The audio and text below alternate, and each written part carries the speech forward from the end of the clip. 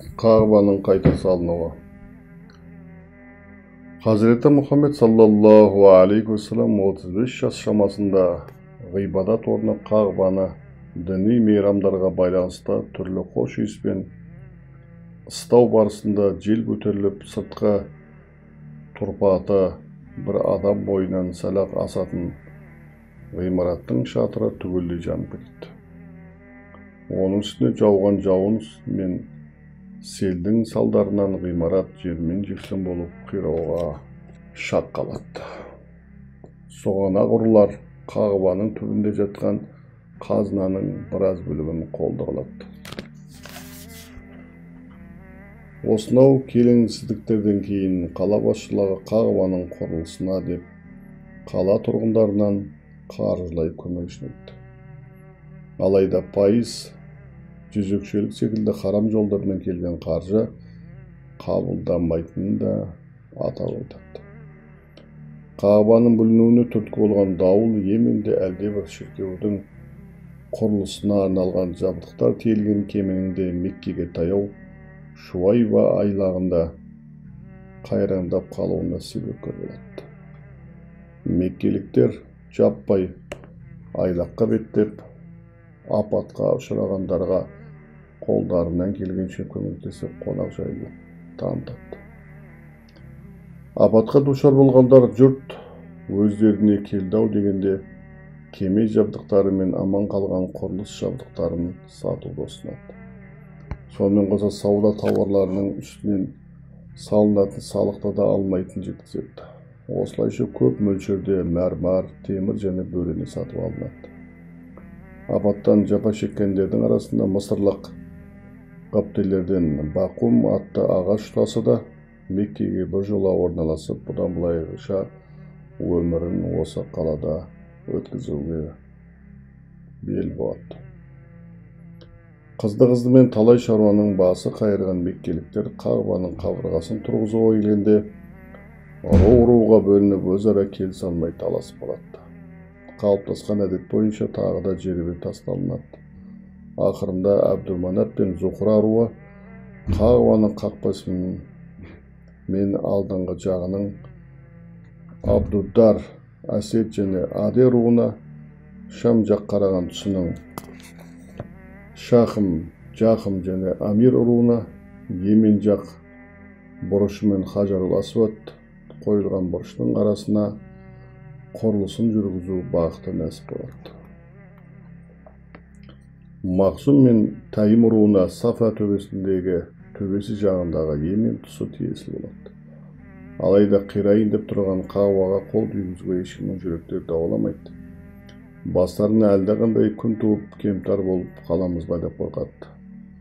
Балтаны алғаш болып сілтеуге ешкімнің жүрегі дауаламай тұрғанда, қаланың беделді басшыларының бірі Уәлид пен Мұғира тәуекелге бел буады. Ертеңінде Уәлидтің аман саулығын көрген қала халқы іске кіріседі. Ет пісірім уақыт өткеннен кейін Хазіреті Ибрахим өз қолымен құйған ірге тасына, жасыл түсті гранит тастарына дейін жетеді. Жаңа ғимарат осы іргетастың үстіне соғылатын болады.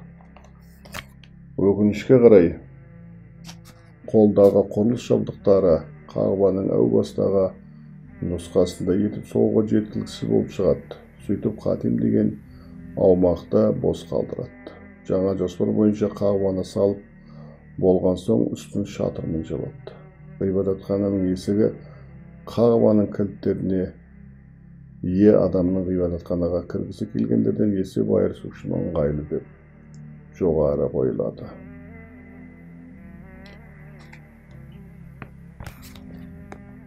Қылыштар қынымнан, қынабынан суырылғанда, Кағба жөнделіп, қара таста орнына қоюға келгенде әр ру өз жағына тартып тағы да дау туды. Әр ру осы абыройға ие болып тарихта қалуды көздейді. Ол кезде әлі Алла елшісіне пайғамбарлық нышаны біліне қоймаған кез. Мұнымен қатар осы қасиет әлі толықсып жеміс бере қоймаса да, оның ұрқында ұлы міндеттің түйін тастаған бүршіктер бар еді. Оның бүршік атауы өз уақытын күтіп жатты.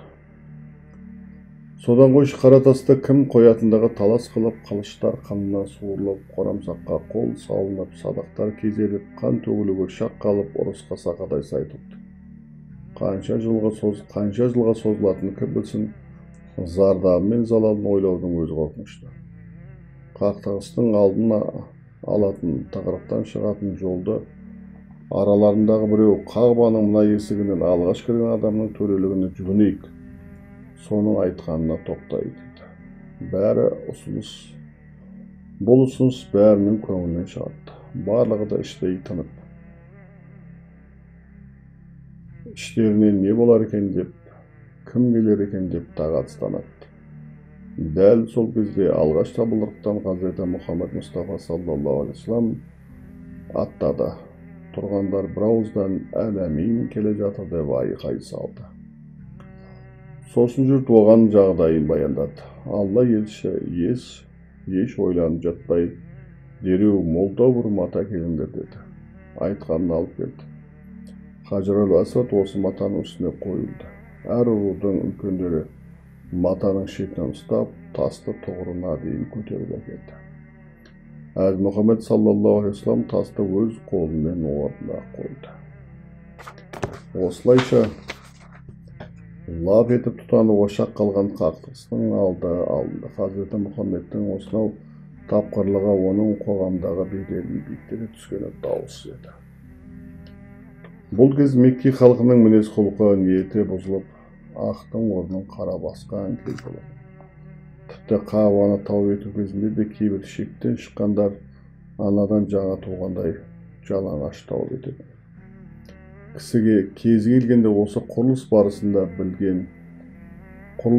болған маңызды оқиғаны айтпай кете алмаймыз.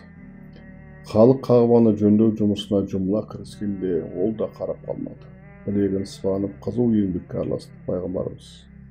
Пайғамбарлықтан бұрын немере ағаларына тас пен қыш тасыды. Иығына қойып тасыған тас пен қыш оның терісін сыдырып удай ашты. Әлбетте ол иығының ашығанына мазасы қашып кәдімгідей қиналды. Хазірет Аппас оған жейдесінің етегін көтеріп, иығына төсеуге кеңес берді. Ол кезде мұның ешқандай сөгеттігі жоқ еді. Пайғамбарымыз саллаллаху алейхи вассалам Аббастың айтқанында істеді, бірақ тізесі аздап ашылып қалды. Содан бір қадам баспай жатып, шалғасынан құлайды да, елес көргендей көзін бір нүкте қадап, қимылсыз қалады. Сол сәтте Жибрейіл оған бұлай ету саған жараспайды деген еді.